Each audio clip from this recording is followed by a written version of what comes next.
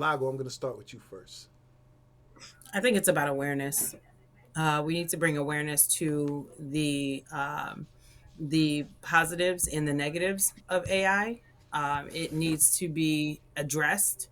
There needs to be conversations around what is appropriate versus inappropriate Awareness of use the of AI. inappropriate use of AI. The ways in which we can use it to enhance our knowledge base versus using it as a crutch or an easy way to gain information that should be digested in other ways.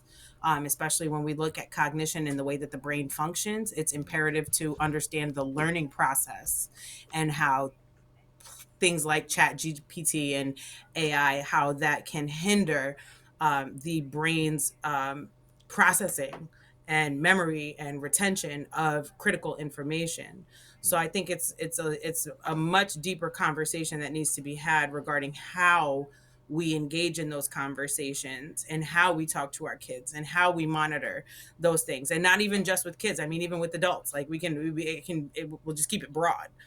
Hmm. I think with everybody, understanding the parameters and that there are ways in which it can be used and be helpful in so many ways. I've used Chat GPT to help me create diet plans and grocery lists, to help with dietary needs, according to some of my health issues.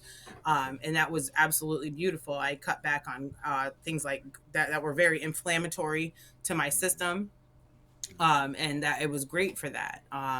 But again, these are things that I would print out but bring to my doctor, because common sense says Chat GPT doesn't have a PhD. Chat GPT doesn't know my entire medical history and the way in which my body functions and how I do things. So that's just an example of how, yes, Chat GPT can be used as a tool, but that is not the end all be all.